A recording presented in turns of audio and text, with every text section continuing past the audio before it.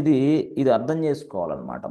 మనం ఎట్లా అర్థం చేసుకోవాలా? ఇప్పుడు సపోజ్ లెట్స్ 1 2 3 అన్నారు. 1 2 3 సిహెచ్ మోడ్ 1 2 3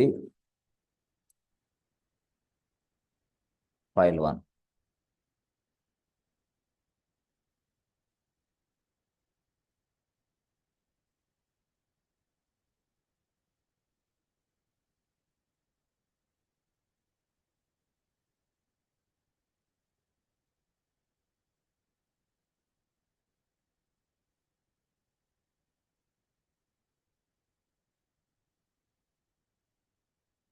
ఓకే, చూడండి ఇప్పుడు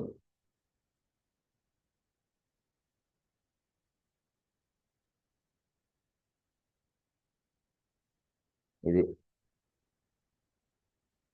సో ఇప్పుడు చూడండి, యాక్చువల్గా మనకి ఫైల్ 1 అనేది ఈ మాదిరిగా ఉంది, రైట్? ఫైల్ 1 ఈ మాదిరిగా ఉంది. ఇప్పుడు లైన్ ఎక్స్ ఏం చేస్తుంటే ఇక్కడ స్టార్ట్ అయితే 3, ఈ 3ని ఎస్ అదర్స్లో పడేస్తుంది, ఈ 3 అదర్స్కి ఇచ్చేస్తుంది, ఈ 2 ఎస్ వీళ్ళకి ఇచ్చేస్తుంది, ఈ 1 ఇక్కడ ఇచ్చేస్తుంది అనమాట. అంటే ఇదేంది ఈ బ్లాక్ మనం సపరేట్గా బ్లాకులను గుర్తుపెట్టుకోవాలి. సో ఇది అదర్స్ బ్లాక్, ఇది గ్రూప్స్ బ్లాక్, ఇది యూజర్స్ అంటే ఓనర్స్ బ్లాక్ ఇది. సో ఈ మాదిరిగా ఒకటేమో ఈ సైడ్ వస్తుంది, రెండేమో ఈ సైడ్ వస్తుంది, మూడేమో ఈ సైడ్ వస్తుంది. ఇట్లా అంటే ఇలా ఉంటే లేదు నేను ఇలా ఇవ్వలేదు, సింపుల్గా నేను ఇచ్చిన మోడల్ వేరే ఎట్లిచ్చా, ఇలాగిచ్చా. సో ఇప్పుడు ఎలా జరిగిద్దో చెప్తా. ఇప్పుడు ఎలా అసలు ఏంటి, ఇప్పుడు ఎలా జరిగిద్ది? ఇప్పుడు ఇది 2 3 ఇచ్చా. అప్పుడు 2 3 ఇచ్చినప్పుడు అంటే ఫిలప్ ఎలా చేస్తుంది ఇది?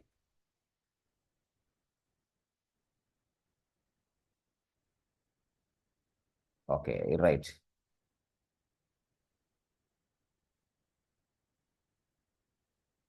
ఇది యాక్చువల్గా ఇలా ఉంటుంది. సో ఇప్పుడు యాక్చువల్గా మనకి ఇదిగో 2 3 ఉంది, 2 3. ఇప్పుడు 2 3 అంటే ఏంది? తప్పకుండా 3 అనేది ఇదేమో అదర్సు, ఇదేమో గ్రూప్స్, ఇదేమో ఓనర్స్. సో 2 3 ఏంటి? 3 అంటే ఖచ్చితంగా 3 ఇక్కడికి వస్తుంది. ఓకే, రైట్, 3 ఇక్కడికి వస్తుంది. 2 అంటే ఏంది? 2 ఇక్కడికి వస్తాయి, 2 ఇక్కడికి వస్తాయి. మరి ఏం లేదు కదా సార్, దీనికి 0 ఏం రాదు, పర్మిషన్ ఇవ్వలేం మనం. అంటే ఓనర్స్కి ఎటువంటి పర్మిషన్ రావు. ఓనర్స్ అంటే ఎవరు? యూజర్సే. షార్ట్ కట్ ఏంది? యూ, అంతే. యూజర్స్కి ఎటువంటి పర్మిషన్ ఇవ్వలే, 0 0 ఇచ్చా. దీనికి మాత్రం 2 3 ఇచ్చా. 2 3 ఇచ్చినప్పుడు ఏం జరిగింది? వెంటనే 2 ఇలాగా 3 ఇలాగా స్ప్లిట్ అయిపోద్ది. లేదు అట్లా కాదు, అసలు నేను 2 ఇచ్చా, అంటే నేను అసలు 3 ఇచ్చా, ఇట్లా ఈ మాదిరికి ఇచ్చా. ఎస్ ఇలాగ ఇచ్చినప్పుడు లైనెక్స్ ఏం చేస్తుంటే, లైనెక్స్ చాలా తెలివిగా డిజైన్ చేసింది దీన్ని. లైనెక్స్ చాలా తెలివిగా డిజైన్ చేసింది. ఎస్ సపోజ్ నేను ఇదిగో ఈ మాదిరికి ఇచ్చా అనుకుంటే, ఫర్ ఎగ్జాంపుల్ ఇట్లా ఇచ్చా, రైట్? ఈ మాదిరిగా అంటే ఈ మాదిరిగా అంటే ఏంది ఇది ఇక్కడ? సింపుల్గా చెప్పాలంటే 3 ఇది ఇచ్చింది నేను 3.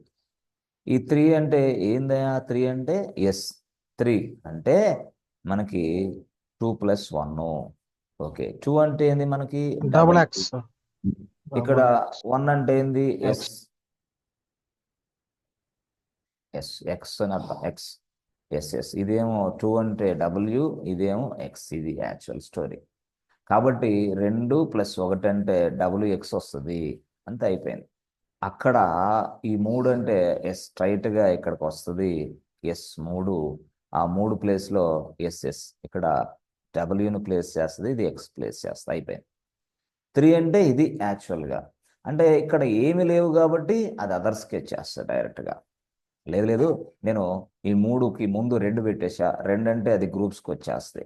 లేదు 3కి 2కి ముందు నేను 4 ఇచ్చా, ఆ 4 ఇక్కడికి వస్తుంది. 4 to 1 అంటే ఈ సైడ్ ఇట్లా వస్తుంది అనమాట, సింపుల్గా. ఓకే, సో మీరు అర్థం చేసుకోవాల్సిన భాష ఏంటంటే, మనం సిహెచ్ మోడ్ ఎప్పుడు రాసినా సరే, సపోజ్ 777 అని రాసి ఫైల్ 1 రాసా అనుకో, 7771 ఫైల్ 1 రాసా. ఇప్పుడు ఏమైంది? ఇప్పుడు ఏమైందంటే ఎస్ మనకి first second third, first second third, first second third 3 బ్లాకులు ఉంటాయి కదా. ఎస్, ఈ 3 బ్లాకుల్లో మనం ఇచ్చింది 7 7 7 కదా. ఫస్ట్ ఫిలప్ ఇలా జరిగింది. 7 వచ్చేసి దీనికి వెళ్తుంది ఇట్లా 7. మళ్ళీ దీనికి వచ్చి ఎస్ రెండోది ఇలా 7. ఇదిగో ఇదిగో ఈ 7 వచ్చి ఎస్ ఇలా, ఈ 7 ఇక్కడ, ఈ 7 ఇక్కడ, ఎస్ ఎస్ ఈ 7 ఇక్కడ, ఇట్లా ఈ మాదిరిగా వచ్చేస్తుంది అనమాట. ఇట్లా ఈ 7 ఇట్లా, ఈ 7 ఇట్లా. అప్పుడు ఏం జరిగింది ఇక్కడ 7 అంటే ఏంటి మనకి 6WX అయిపోయినట్టే. ఇక్కడ 7 అంటే ఏంది 6WX అయిపోయినట్టే. ఇక్కడ 7 అంటే ఏంది 6WX అయిపోయినట్టు. అంటే ఫైల్ మొత్తానికి ఇక్కడ నేను ఎస్ ఇక్కడ ఓనర్స్కి, గ్రూప్స్కి, అదర్స్కి అందరికి ఒకేలాంటి పర్మిషన్ ఇచ్చేసాను. మొత్తం RWX 777. లేదు లేదు నేను ఇక్కడ ఇలా ఇస్తా, ఏమని 400 ఇస్తా, లేకపోతే 400 కాదు 100 ఇచ్చా. 100 100 1000 100 ఇచ్చి ఇక్కడ chmod file1 రాశా అంతే.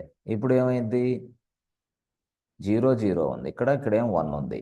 అప్పుడు ఏమవుతుంది ఫ్రెండ్స్ చెప్పాలా? Only owner execute permission. ఇప్పుడు 1 అంటే ఏంది, 0 అంటే ఏంది, ఈడికి మొత్తం 0 ఈ బ్లాక్ వాడికి. ఈడెవడు ఈడు అదర్స్ 0 అయిపోయింది. 0 అంటే ఏంది హైఫన్లే, వీడికి ఏం పర్మిషన్ ఇవ్వాల. మరి ఇక్కడ ఇక్కడ 0 ఇచ్చా, ఇక్కడ అంటే ఏంది వీడికి నో పర్మిషన్స్, గ్రూప్స్ కూడా ఏం లేదు. మరి ఈ సైడ్ ఏమొస్తుంది 1 వచ్చింది. 1 అంటే ఏంది ఇక్కడ ప్లేస్ అయింది, X ఇక్కడ ప్లేస్ అయింది.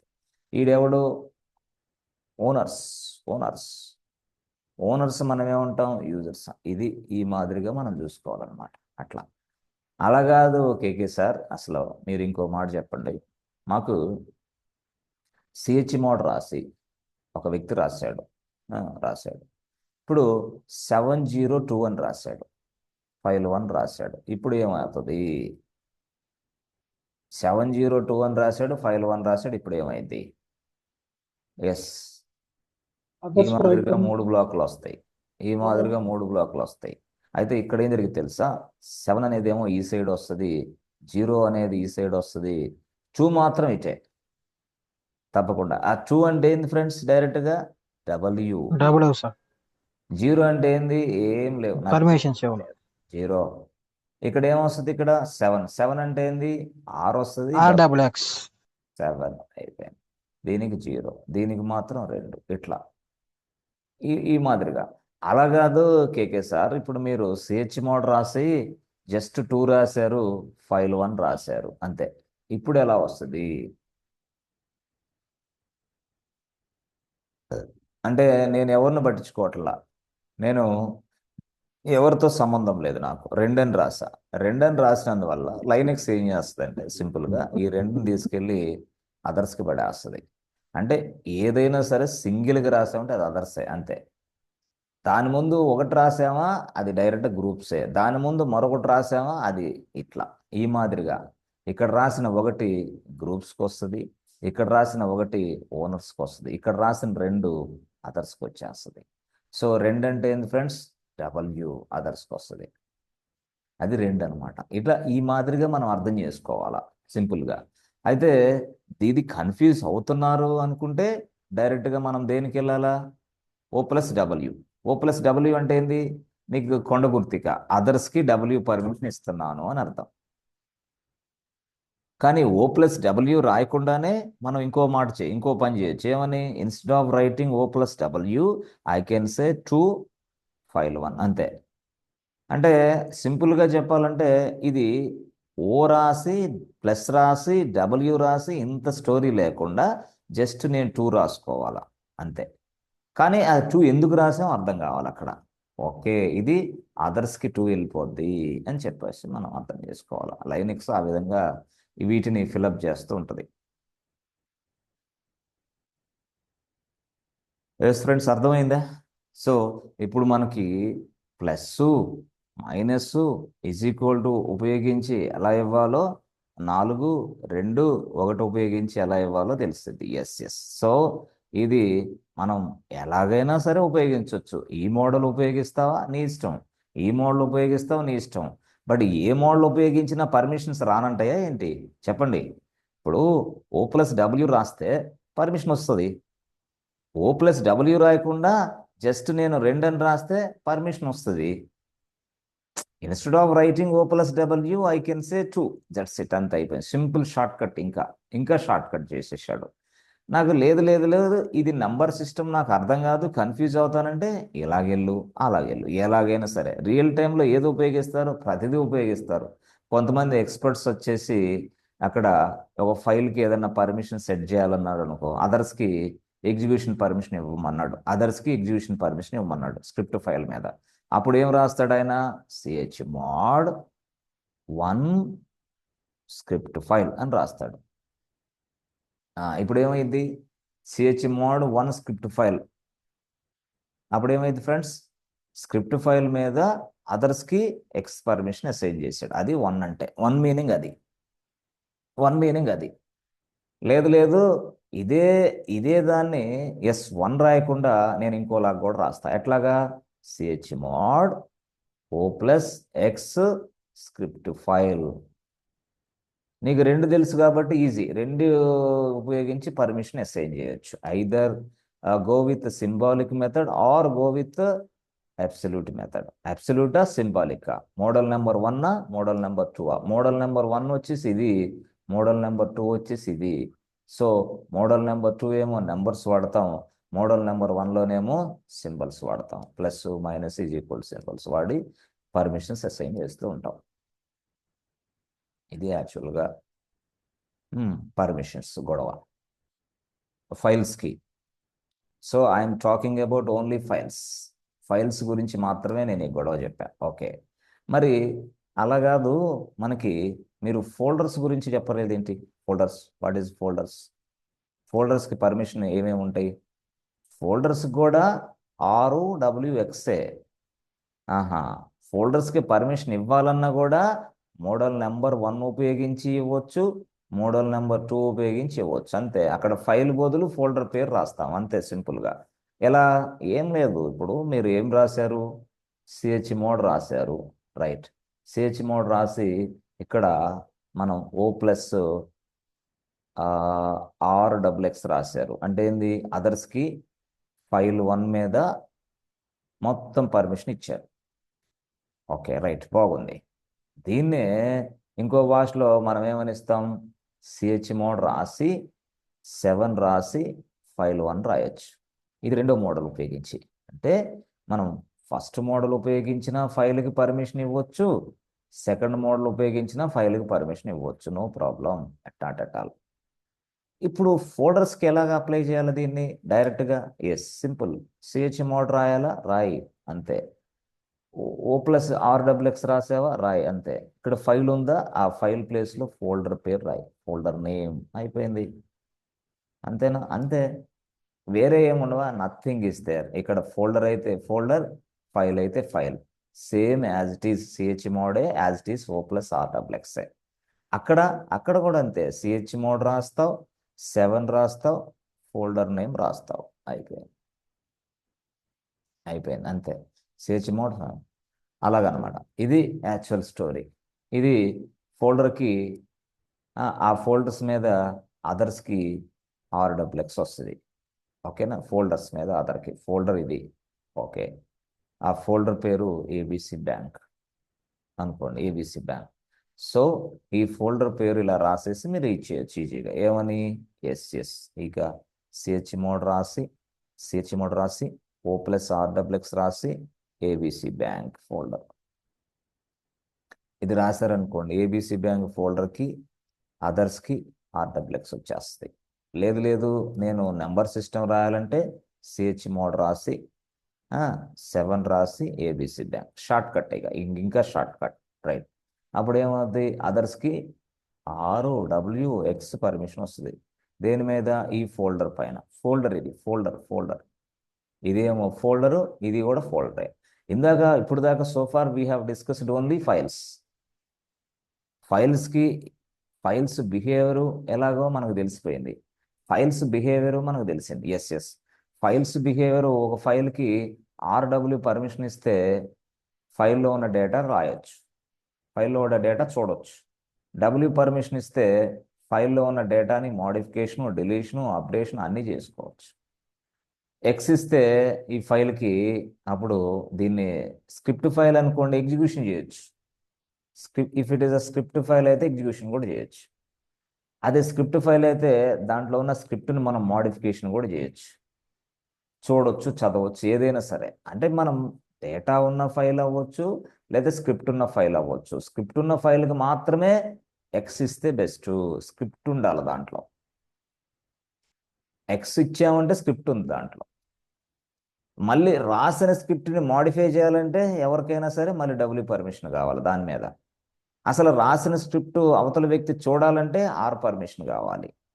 ఎందుకు సార్, ఎందుకు ఆర్ పర్మిషన్ కావాలా? కొంతమంది ఏం చేస్తారంటే స్క్రిప్ట్ రాయమంటారు, రాస్తారు. రాయటానికి ఈ ఫైలు ఇది స్క్రిప్ట్ ఫైల్ ఇది.